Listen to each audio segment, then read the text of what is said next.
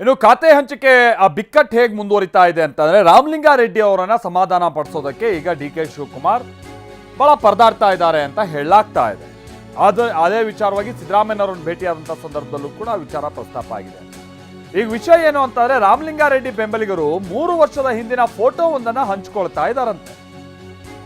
ರಾಮಲಿಂಗಾರೆಡ್ಡಿ ಬೆಂಬಲಿಗರು 3 ವರ್ಷದ ಹಿಂದೆ ಏನಾಗಿತ್ತು ನಿಮಗೆ ನೆನಪಿರ್ಬೋದು. 3 ವರ್ಷಗಳ ಹಿಂದೆ ಸಿದ್ದರಾಮಯ್ಯನವರ ಸಂಪುಟ ರಚನೆ ಆಗ್ತಾ ಇರುವಾಗ ರಾಮಲಿಂಗಾರೆಡ್ಡಿ ಅವರಿಗೆ ಸಾರಿಗೆ ಇಲಾಖೆ ಕೊಡ್ತಾರೆ ಅಂದಾಗ ರಾಮಲಿಂಗಾರೆಡ್ಡಿ ಅವರು ಸಿಟ್ಟಿಗೆ ಎದ್ದಿದ್ರು.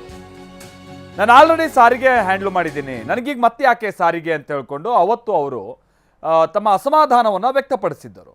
ಆ ಕಾರಣಕ್ಕಾಗಿಯೇ ಸೀದಾ ರಾಮಲಿಂಗಾರೆಡ್ಡಿ ಅವರ ನಿವಾಸಕ್ಕೆ ಡಿ ಕೆ ಶಿವಕುಮಾರ್ ಅವರು ಹೋಗಿ ಅವರನ್ನು ವಿಶ್ವಾಸಕ್ಕೆ ತೆಗೆದುಕೊಳ್ಳುವಂಥ ಪ್ರಯತ್ನವನ್ನು ಮಾಡಿ ಮುಂಬರುವಂಥ ದಿನಗಳಲ್ಲಿ ಒಳ್ಳೆ ಖಾತೆನೇ ಕೊಡ್ತೀವಿ, ಈಗ ಸದ್ಯದ ಮಟ್ಟಿಗೆ ಸಾರಿಗೆಯನ್ನು ನೀವು ನಿಭಾಯಿಸಿ ಅಂತೆಲ್ಲ ಹೇಳಿ ಅವರನ್ನು ಮನವೊಲಿಸಿದರು. ಅವತ್ತು ನೋಡಿ ಡಿ ಕೆ ಶಿವಕುಮಾರ್ ಅವರು ಹೀಗೆ ರಾಮಲಿಂಗಾರೆಡ್ಡಿ ಅವರ ಹೆಗಲ ಮೇಲೆ ಕೈ ಹಾಕಿ ಅವ್ರ ಮನೆಯಿಂದ ಹೊರಗೆ ಬರ್ತಾ ಇದ್ದಂಥ ಫೋಟೋ, ಅವತ್ತಿನ ಆ ಸನ್ನಿವೇಶ ಕೂಡ ನೀವು ನೆನಪಿಸ್ಕೊಳ್ಬೋದು ಈಗ. ಆಮೇಲೆ ಆವತ್ತು ಕೆಲ ಬೆಂಬಲಿಗರು ಅವ್ರ ಮನೇಲಿದ್ದಂಥವರೆಲ್ಲ ಆ ಫೋಟೋದಲ್ಲಿರುವಂಥದ್ದನ್ನು ಕೂಡ ನೀವು ನೋಡಬಹುದಾಗಿದೆ. ಈಗ ಈ 3 ವರ್ಷ ಆಗಿದೆ, ಈಗಲೂ ಕೂಡ ರಾಮಲಿಂಗಾರೆಡ್ಡಿ ಅವರು ಬಯಸಿದಂಥ ಖಾತೆಯನ್ನು ಕೊಡ್ತಾ ಇಲ್ಲ ಅನ್ನುವಂಥ ಒಂದು ಅಸಮಾಧಾನ ಅವರಲ್ಲಿ ಏನಿದೆಯಲ್ಲ, ಅದರ ನಡುವೆನೇ ಅವರ ಬೆಂಬಲಿಗರು ಈ ಫೋಟೋಗಳನ್ನು ಹಂಚ್ಕೊಳ್ತಾ ಇದ್ದಾರೆ. ಕೊಟ್ಟು ಮಾತನ್ನ ನೆನಪಿಸ್ತಾ ಇದ್ದಾರೆ ಈಗ ರಾಮಲಿಂಗಾರೆಡ್ಡಿ ಹಾಗೆ ಅವರ ಆಪ್ತರು.